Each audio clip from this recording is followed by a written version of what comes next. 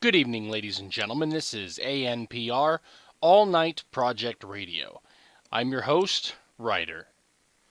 Well, hello again, ladies and gentlemen. Good afternoon, good morning, good evening. Certainly glad to welcome you all back to the broadcast.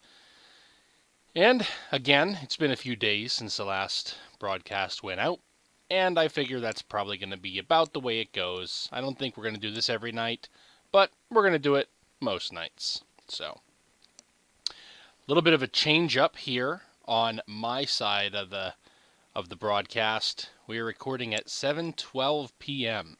Pretty early in terms of how when in the day we normally record.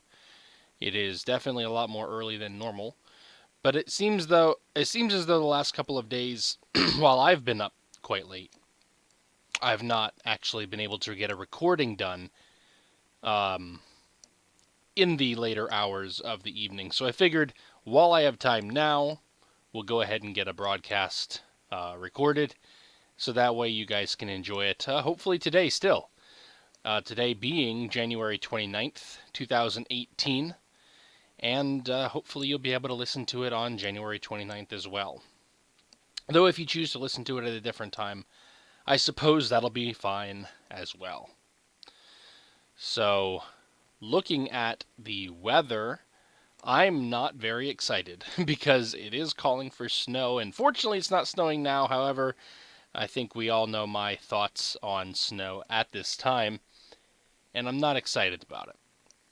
Currently, we are sitting at about 28 degrees. It is with an 80% chance of precipitation, meaning that snow is pretty imminent tonight if we do get that precipitation. Our humidity is at 80% with an 3 miles an hour wind from the southeast.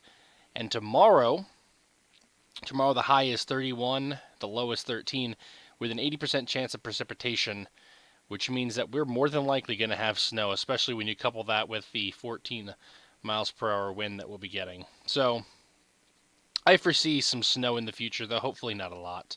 Hopefully not enough to where the roads will be distastefully disfigured to the point where they won't really be able to be driven on in a fairly decent manner. But hopefully we'll be fine. I'm going to hold out hope, and I hope you guys do the same. Hopefully the weather in your area is not too bad, and well, I just hope that the weather is to your liking, and if it's not, that it will be very soon. Today in history, actually, is the day in 1936 the Baseball Hall of Fame inducts its very first members. On this very day, in Cooperstown, New York, the Baseball Hall of Fame announces the election of 5 charter members. Those members are Ty Cobb, Honus Wagner, Christy Mathewson, Walter Johnson, and the infamous Babe Ruth. I'm a little disappointed not to see my favorite baseball player inducted on that day as well. My favorite baseball player being Casey. For those of you who know Casey, you'll know who I'm talking about. Growing up, one of the things that I had to do was learn poems. Time and again, I'd have to learn a poem, whether it was like the Jabberwocky or the Blacksmith, the Village Blacksmith, I think it was called, or Casey at the Bat. And since today marks the Baseball Hall of Fame inducting its very first members back in 1936, I feel it's only appropriate to share with you one of my favorite poems, Casey at the Bat, by Ernest Lawrence Thayer. The outlook wasn't brilliant for the Mudville Nine that day. The score stood 4-2 with but 1 inning more to play. And then when Cooney died at first, and Barrows did the same, a pall-like silence fell upon the patrons of the game. A straggling few got up to go in deep despair. The rest clung to the hope which springs eternal in the human breast. They thought if only Casey could but get a whack at that, We'd put up even money now, with Casey at the bat. But Flynn preceded Casey, as did also Jimmy Blake, and the former was a hoodoo, while the latter was a cake. So upon that stricken multitude grim melancholy sat, for there seemed but little chance of Casey getting to the bat. But Flynn let drive a single, to the wonderment of all, and Blake, the much despised, tore the cover off the ball. And when the dust had lifted, and men saw what had occurred, there was Jimmy safe at second, and Flynn a hugging third. Then, from 5,000 throats and more, there rose a lusty yell. It rumbled through the valley, it rattled in the dell. It pounded on the mountain, and recoiled upon the flat. For Casey, mighty Casey, was advancing to the bat. There was ease in Casey's manner as he stepped into his place. There was pride in Casey's bearing, and a smile lit Casey's face. And when, responding to the cheers, he lightly doffed his hat, no stranger in the crowd could doubt 'twas Casey at the bat. 10,000 eyes were on him as he rubbed his hands with dirt. 5,000 tongues applauded when he wiped them on his shirt. Then, while the writhing pitcher ground the ball into his hip, defiance flashed in Casey's eye, a sneer curled Casey's lip. And now the leather-covered sphere came hurtling through the air, and Casey stood a-watching it in haughty grandeur there. Close by the sturdy batsman the ball unheeded sped. "That ain't my style," said Casey. "Strike one," the umpire said.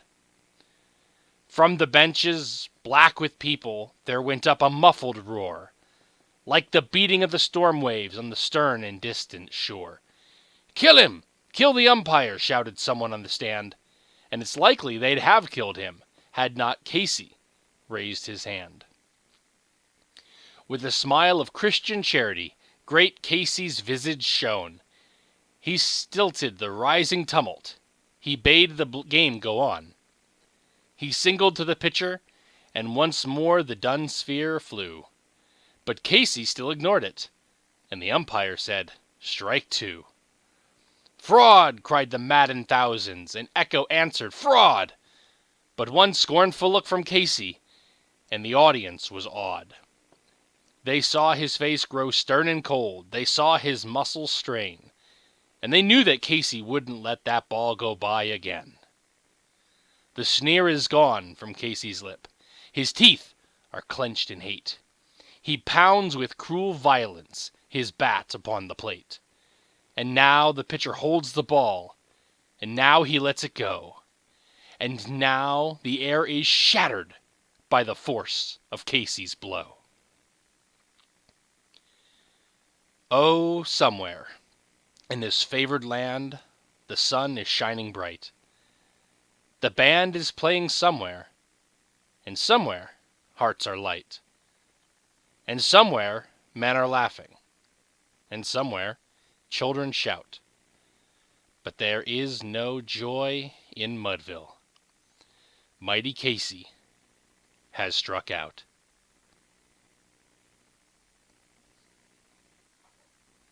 That was Casey at the Bat by Ernest Lawrence Thayer. Thank you, ladies and gentlemen, for joining me on the rendition, the resuscitation, the reading of Casey at the Bat.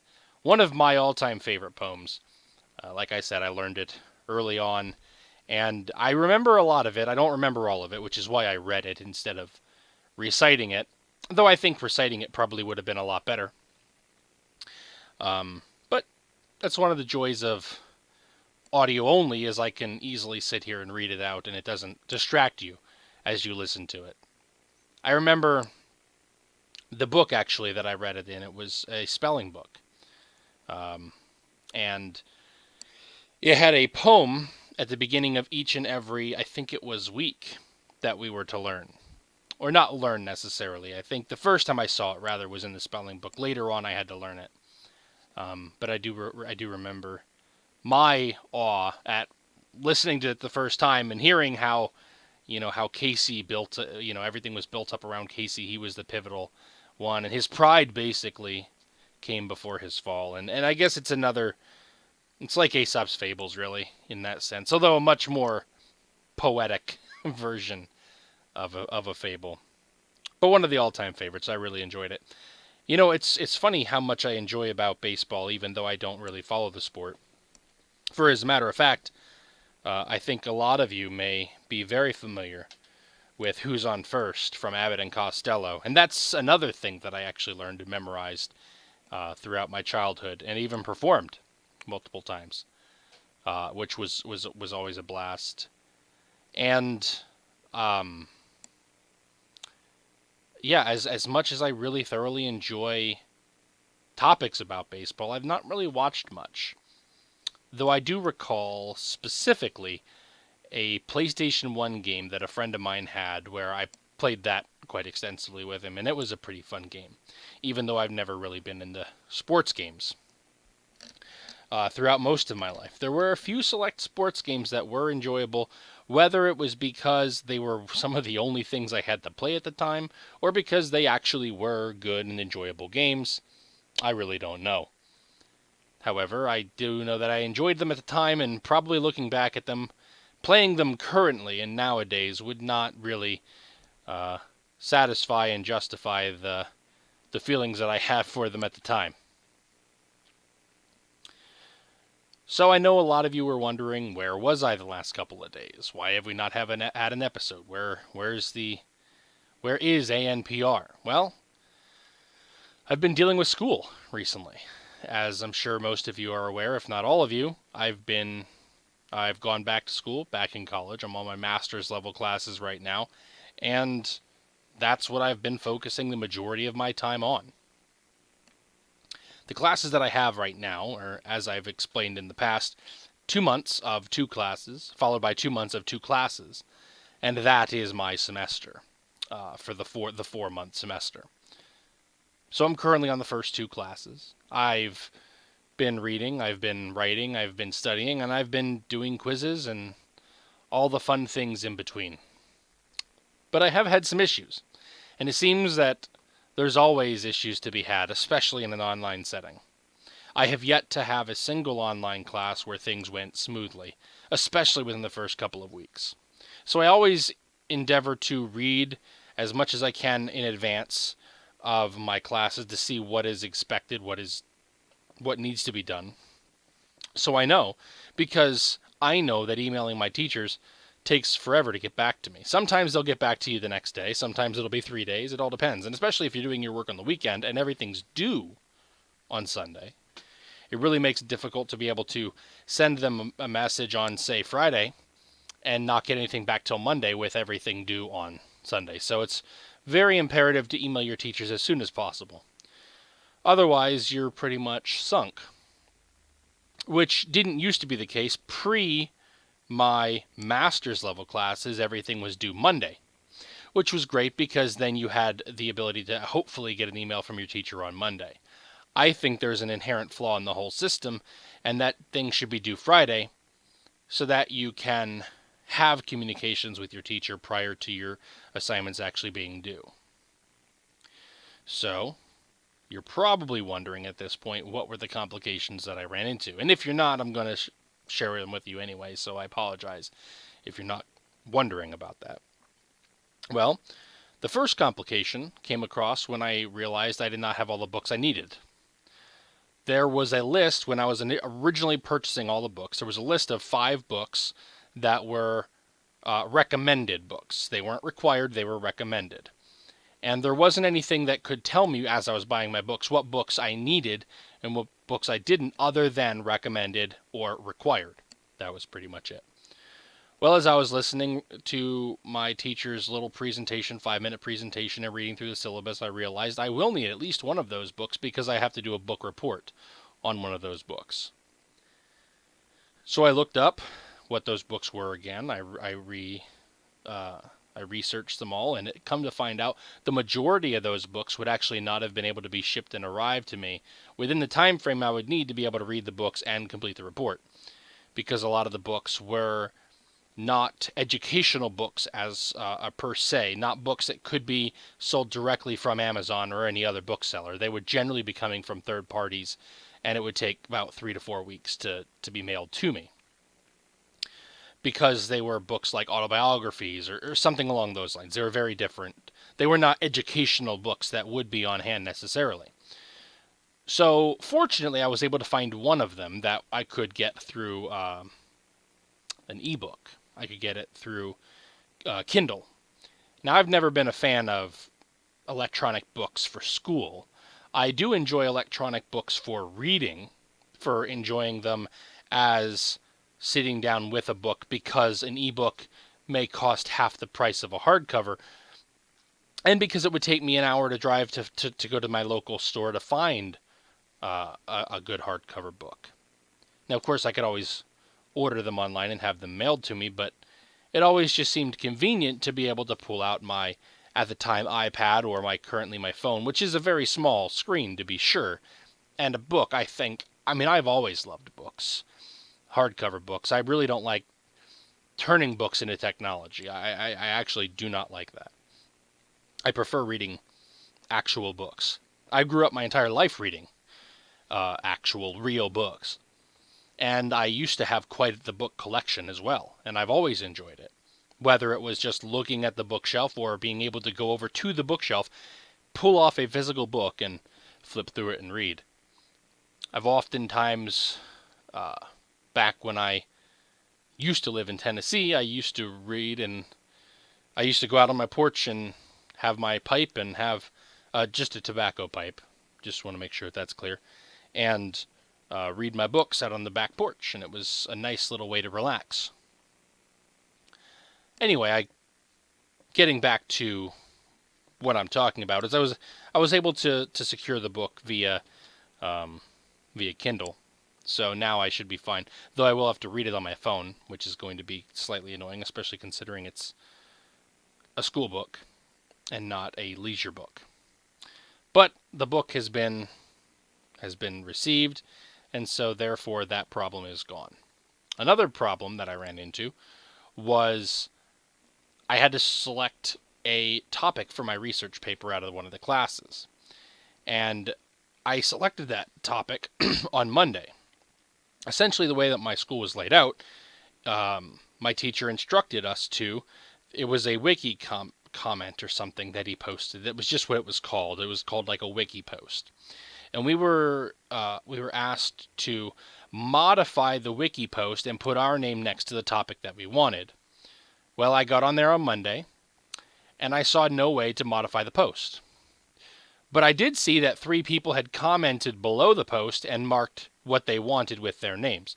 So I figured, okay, that's how we're doing it. There's no way to modify this post, but we can comment below what we want. So I did that. And that was Monday. I didn't look at it again. I figured that was fine. But I did go back on Sunday. About Sunday mid-afternoon, I went back just to double check because I wanted to be sure. When I went back, I noticed that nobody beyond myself had actually commented. There were just the few comments. So I immediately realized that something was wrong because, if we have upwards of 10 people in the class, there should be many more comments. So I browsed around the page, and I saw on the right-hand side, in a new column that wasn't there before, there was a bunch of people's names listed with their topic of choice. Now, one thing that is really important is that the topics could not be repeated. 2 people could not have the same topic. And I saw that somebody else had picked my topic and had put it over there, which greatly concerned me considering I had picked my topic on Monday, but now somebody had apparently submitted it correctly, whereas I had not submitted it correctly. I was presuming at the time because I had used a comment, so I didn't know.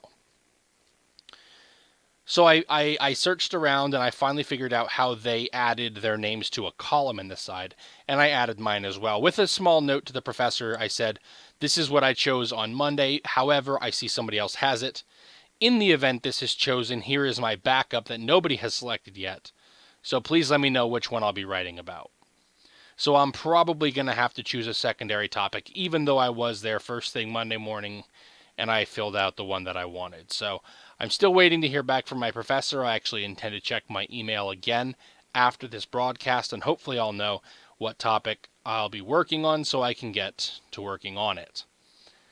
It is upsetting that when it said edit the wiki, there was no way to edit the wiki, and ultimately what I had to do, what everybody else apparently did anyway, was created a new wiki. That I don't even know what a wiki is. I don't know.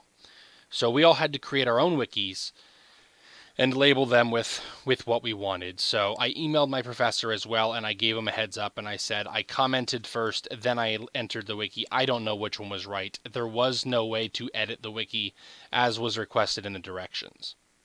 The third thing, and this was a scare, this was something that really had me worried, was when I clicked on, because I couldn't figure out how to edit the wiki. So I clicked on the instructions for the research paper.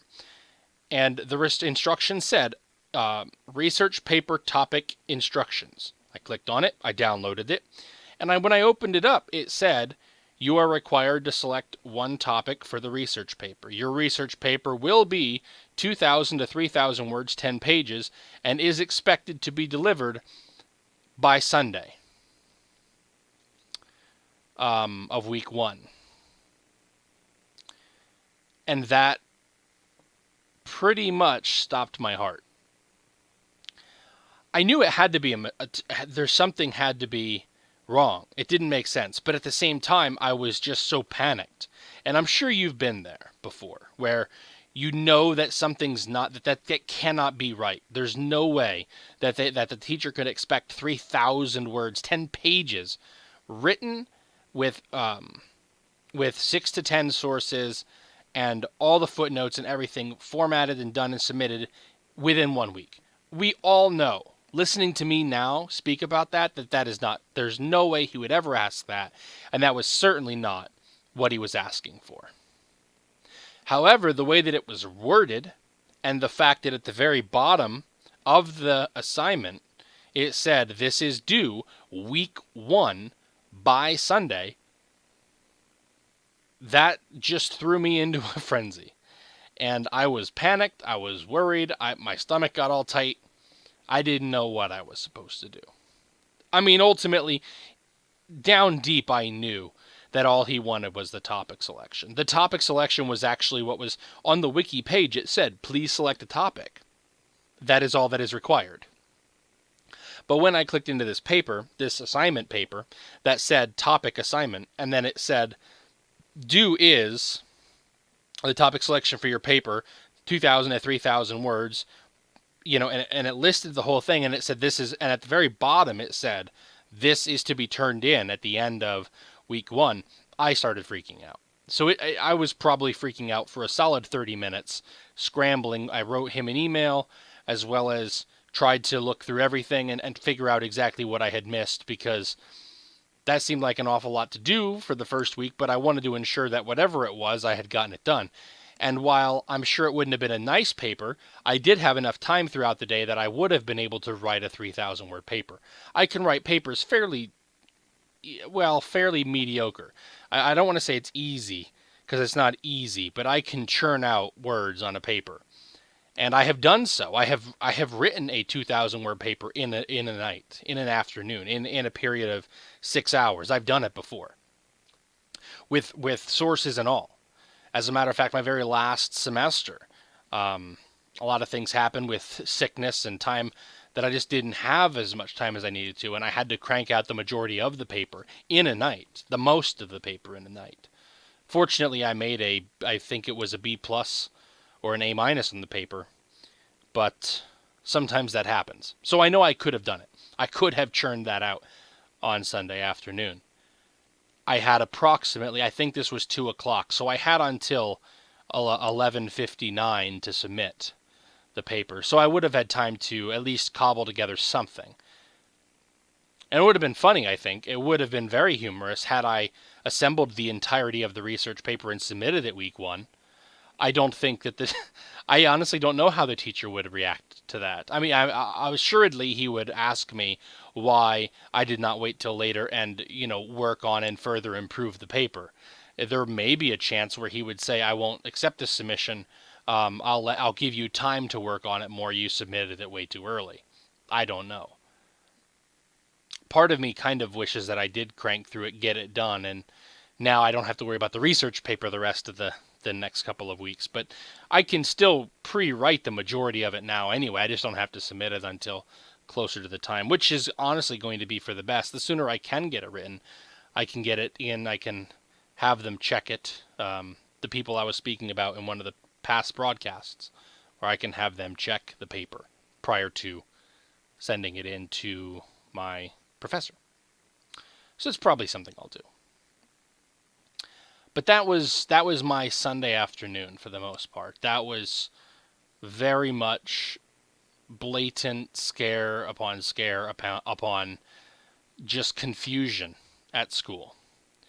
And as I said, it happens all the time in the first week especially, because they throw so much at you at once, so much you have to do, and the readings alone are far beyond anything I've taken pre-master's level. So that really confounds you as well.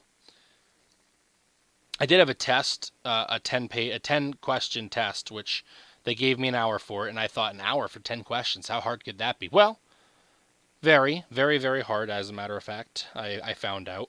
9 questions, I got 1 wrong out of 9, fortunately. And then the 10th question was an essay, which I don't know what the score is yet. Hopefully I'll be able to determine what that score is very soon.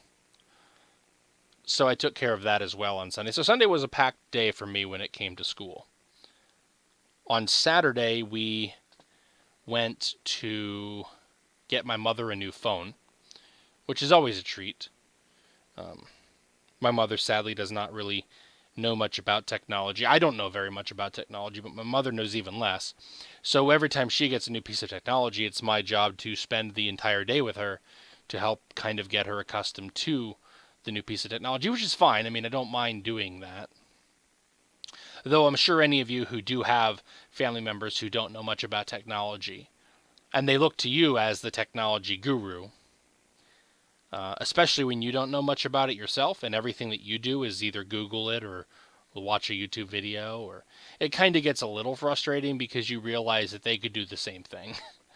But as she's my mother, I have no problems helping her out, so I did, and I spent the greater part of about 5 hours helping her with her phone, getting it sorted and situated, getting all of her apps and everything installed and all of her accounts logged in, moving all of her old pictures from her old phone to her computer to to an external hard drive, moving her SD card from one to the other. And all of these things I had to look up. I had to find out how to do them because I didn't know how to do most of it. I knew how to install apps, but we were having a lot of trouble with the phone. It wasn't allowing us to plug the phone in directly to the computer and just move over the pictures and browse for them. It wasn't allowing that. I don't know whether it was the type of phone, or perhaps that's just not something that phones allow anymore. Used to, you'd be able to just explore the files on the phone and click and drag or copy and paste, but nowadays, or at least on this phone, it doesn't seem like that's the thing that we're able to do, unfortunately. So it spent quite a bit of time working on that. But while I was doing that, she was cooking supper, and I had a good chicken and potato, green beans, and corn supper, so I'll take it. I'll take it. Another issue that we ran into, and I guess I'm just kind of explaining all the issues that I've had over the last couple of days, but the house that I live in currently is a building off the side of my mother's house. We built another building connected to, and it's supposed to be the same address, and it does run off the same power, and everything is up to code standards. And when we went to build this place, this is just a temporary living facility for myself. I will be moving soon, but when we went to build this place, we ensured that code was fine with it, because essentially what she wanted it to be was just another room under the house, for when I eventually move out. But as I was working on this here and whatnot, it just kind of happened that I was able to move in and be here, be close by to be able to do the renovations and whatnot to the home. It just made sense, especially as I had just moved from the place that I was. So this is, like I said, a temporary place that I'm residing and working on helping her get everything sorted as well. Well, we got in touch with code before we started building or demolishing anything because we had to tear down the majority of this place. On the inside was completely a mess. Had to rebuild the whole thing pretty much from the ground up. Spent a couple months doing that. And we finally got everything sorted and built and up to code, and the electrical wires ran and the whole 9 yards. And we had to have the insurance inspector come out. Well, the insurance inspector came out. He checked it out, said that there didn't seem to be a problem, and he thought everything was fine. That we would be hearing later from the insurance company. Well, on, I believe it was Saturday, my mother received a letter from the insurance company saying that we don't have central heating and air, so therefore we do not qualify for insurance. Which kind of blew our minds because we didn't know that we had to have a central heating and air unit to be able to be insured. So we're waiting. She attempted to call them today and just didn't really get anywhere. So we're trying to figure out exactly what they mean by that and what we may have to do. I'm not sure if we have to put in a connecting wall between these two buildings. I'm not, or connecting like a doorway passage. I'm not sure if we have to actually install a central heating and air unit. I'm not sure exactly what we have to do. I'm hoping that it's nothing that's going to be too pricey to do. However, until we find out from them what they need, we really don't know. I'm worried that they may say that they won't insure her house, even though nothing's changed in her house. It's just this side little project here, the little side piece. So I don't know if they're going to say that this needs to have its own zip code or what. I really don't. What I'm concerned about is the fact that we were told by the code office that there shouldn't be a problem, everything is fine, and we did everything above the ground, above the law. You know, we did everything we were supposed to do. But apparently insurance looks at different things beyond just what code looks at.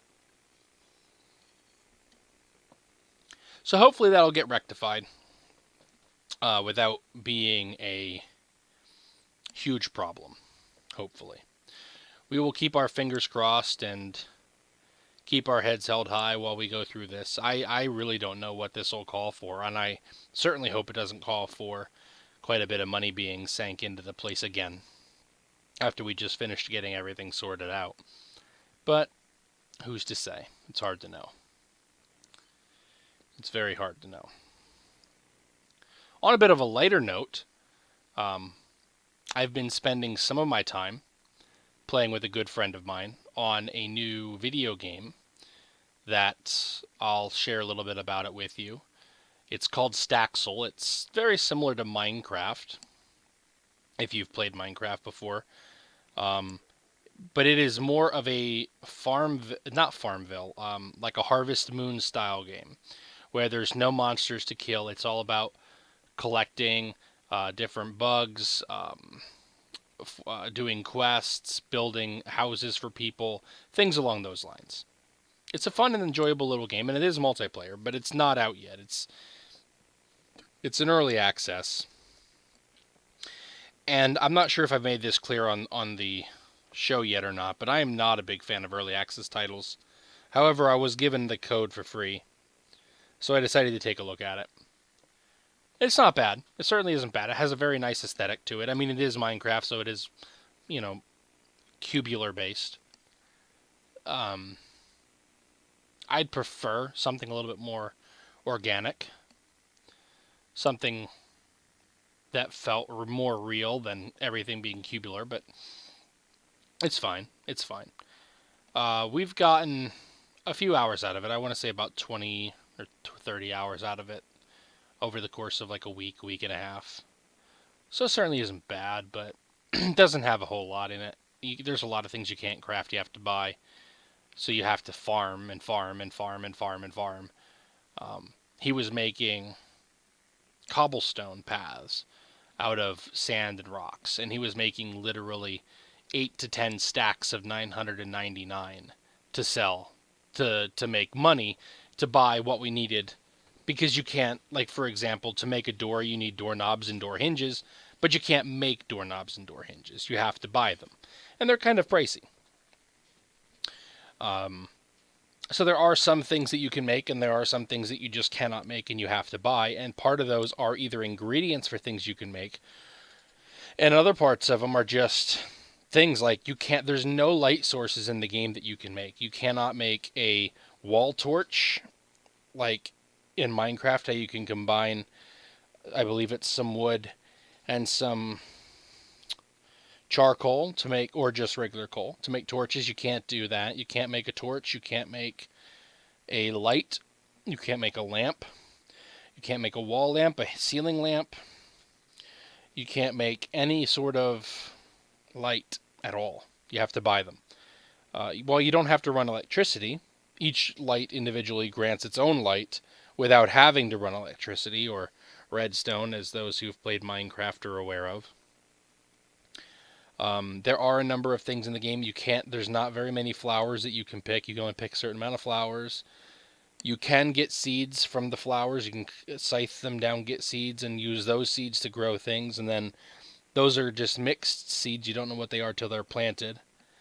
And you can farm. You can, interact with the other NPCs around the farm, the area, the town, basically. And so far we've been given 2 quests where we've had to build homes for new inhabitants that are coming to the town. The big problem that we've run into is that it costs anywhere between $10 to $30 to $40 to $50,000 in the game to build a home, and when the person shows up, you get no reward. You don't get an acknowledgement from the quest giver.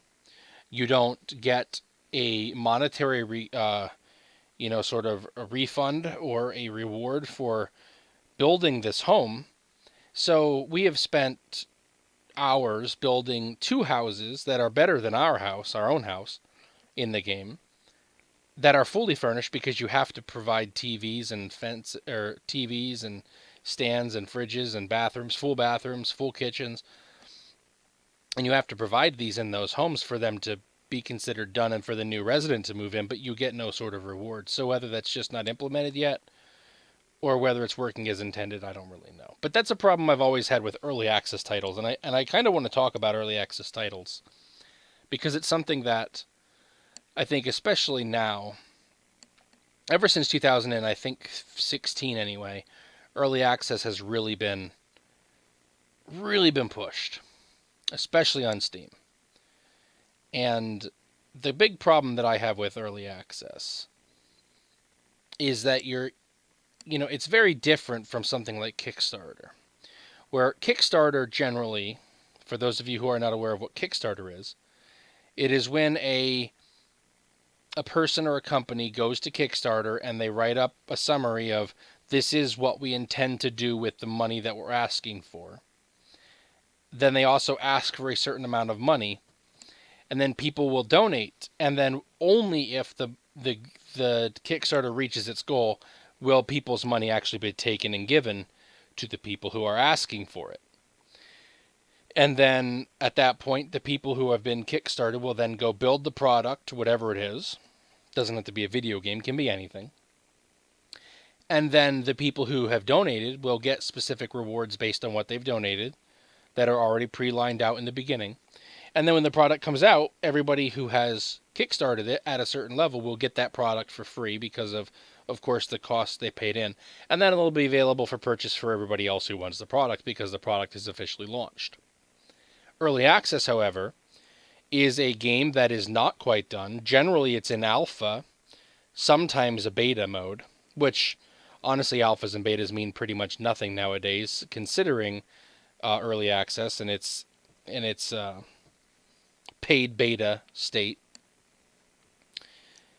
And nowadays, early access means give me 20, 30, $40 for this game that I have the bare bones of, that sometimes isn't even playable, but most times it's generally at least playable in the sense that you can get into the game and not crash constantly, and that certain interactions will work. But the beta, or I'm sorry, the early access now, as they've been calling it for the last couple of years, is where a lot of games go to stagnate and die. It generally, at least from my personal observations, I'd say anywhere between 80 to 90% of games that are in early access have been there for at least 2 years, if not more. There have been some games that are still in early access, quote unquote, for 4, 5, 6, 7 years. And they're still claiming that they are not in full launch mode. However, you'll have some games that are asking, most games, almost all games, ask to be paid for. Generally, it's about a $20 entry fee into an early access title. Generally, there are some that are more, some that are less, but the majority, I'd say at least 80 to 90% of them are a $20 access fee. The second most common access fee is $39, I believe. At least, again, through my own personal observations. And in an early access game, you get a game that's not completed, a game that may have next to nothing in it, or could be pretty much feature complete. It kind of can span anywhere between those. And it's just very small, simple updates that are rolled out every now and again, whether it's daily or weekly or monthly from the developers. They'll put out new little patches and things to fix bugs and add new content, essentially. And essentially, what it is the person who's paid to play this game early is basically being a beta tester for the for the developer. The issue is that these beta testers in early access are not getting paid to beta test, but rather are paying to be able to beta test. And yes, they get to keep the game when the game is finally finished and feature complete and ready for launch. And sometimes the game stays at the $20 price point, and sometimes the game gets higher when it's actually an official game. And the monetary cost, one would presume that the money made for all the purchases go to help develop the game further. But that makes you wonder, if an early access game gets almost nobody to buy it, to play it, to try it, will it ever finish? Will it ever have enough money to continue? Is early access just a way to be able to ensure that your game stays relevant for longer? You get the money in that you need to be able to completely finish the game. Do the developers who go into early access have enough revenue to be able to continue to finish the game if they don't have a steady supply of an influx of new people buying the game to play it? It's hard to know. If you do buy the game and you've paid $20, $30, $40 to get in to play that game, you're basically buying a promise. Yes, you do get a version of the game, not a complete version, not the promised version by far in most regards, but you're paying for essentially a promise, which is the same as a Kickstarter. However, at least with Kickstarter, and there are many problems with Kickstarter, but at least with Kickstarter, they don't take your money unless they have all the money to be able to do their thing. But in either case, you're paying for a promise. You really are. But in early access games, if they don't get funded as much as they need to through the early access process, they may cut a bunch of features, or they may just stop development to say that, that they can't do what they promised. Or there have been many early access games who haven't seen an update in over a year, and it just seems like a very shady business practice standpoint of things. The people of Staxel reached out to me about their game and gave me the code. They specifically said, hey, we want you to try this out. And I let them know, and I told them that I'm not a fan of early access games. I like what they're going for, but I really want to wait until it's a finished product before I play it. And that's because, they are promising a very good game, but they are not delivering on that game as of yet. And do I have to wait 3 more years of early access? Small updates here and there. Now they're releasing a pink butterfly. Now they're releasing a blue butterfly. When are they going to release the content that they've promised, Are they waiting until they get more sales because they need the money to continue? Who knows? A very recent game that has just come out of early access is Subnautica, a game that does look very good, and I'm kind of interested in messing around with it and playing it. I don't have it yet. I'd like to get it.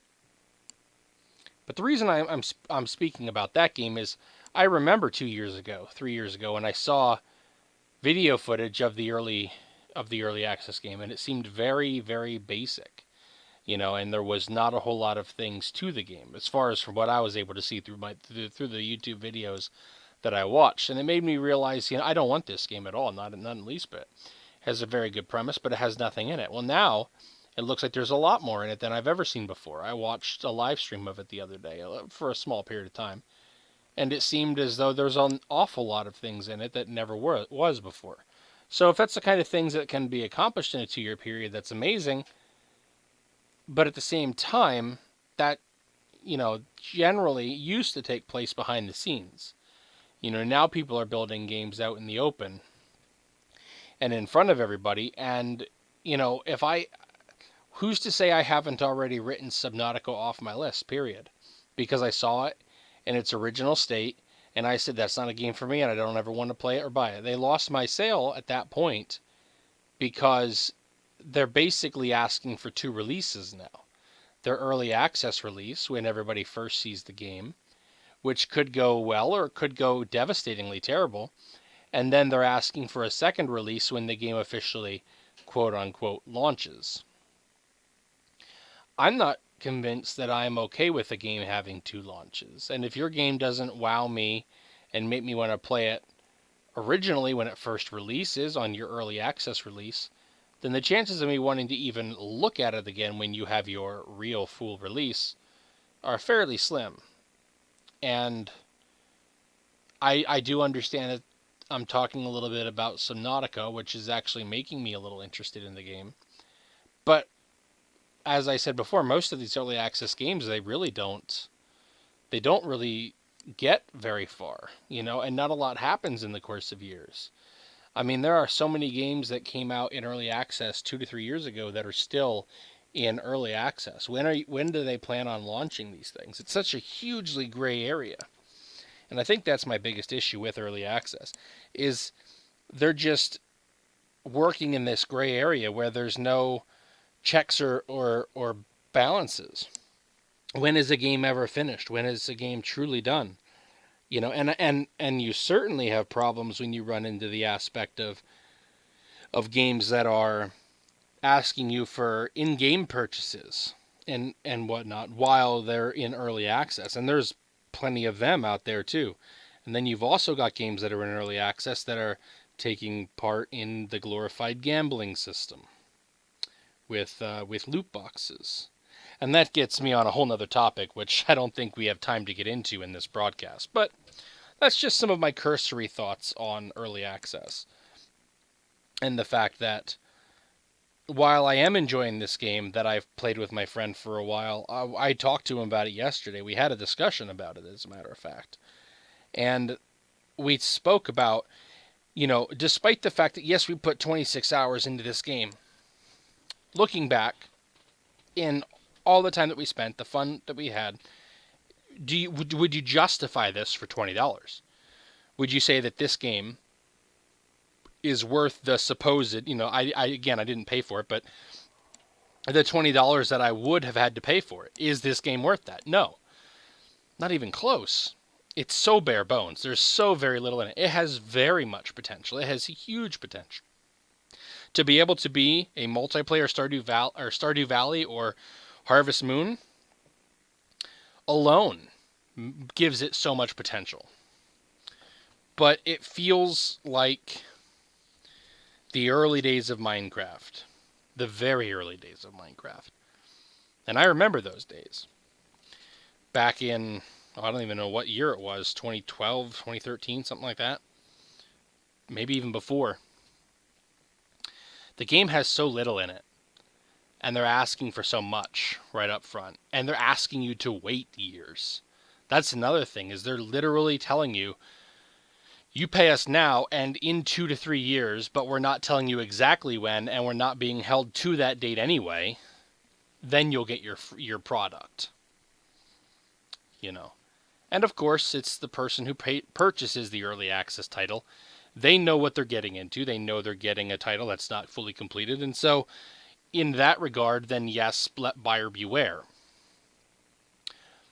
But at the same time, you have to realize that, it's not something that everybody's going to be down for. And when it comes to early access games, I am not down for it. I I have stopped years ago purchasing early access titles, and only if I get free access to these games do I play them. Because I cannot justify spending $10, $20, $30, $40, $50, $60 on a title that's not complete, nor will it be for 3 to 4 years. That to me is even worse than asking me to pre-order a title, and that's something I could talk about forever as well. That said, so far, Staxel seems to be an okay game. How will it be in another year or two? I don't know. I'd hope to think that they're going to push hard and do good and make it into a great multiplayer Harvest Moon type game, because that's a game I'd love to play. I think many of us would. I believe there are hundreds of thousands of people out there who are dying to get a multiplayer Harvest Moon game to play with their friends. And Stardew Valley's coming out very soon with a multiplayer patch, a patch that the actual developers are making. There's a mod right now that I've not played, but they're actually coming out with an official patch to the game, which will make the game be up to 4-player multiplayer, and I think that'll be amazing, and I will be all over that when it comes out. Absolutely, and it's free. For anybody who owns Stardew Valley, it is perfectly free. Whether it'll be an additional charge for people who have yet to pay for Stardew Valley, I don't know. But the fact that all that work and time and effort's going into a game that's already sold very well, and that it's coming out as a free update for people, I think is insane. That's the way you support a game. But even Stardew Valley was released. I don't actually recall. I don't want to say I do not know if Stardew Valley was released as early access or not. I cannot remember. I believe it was released feature complete, but I honestly do not know. It was gifted to me. I did not actually purchase it. So, but I did enjoy what I played of it. I cannot recall. I probably should look that up before I finish this broadcast. The Stardew Valley early access. Because I don't want to put out false information. And it looks like my internet died again. So that's one of the reasons I'm recording the broadcast early, is because my internet has been in and out for the last couple of hours, so I can't look that up.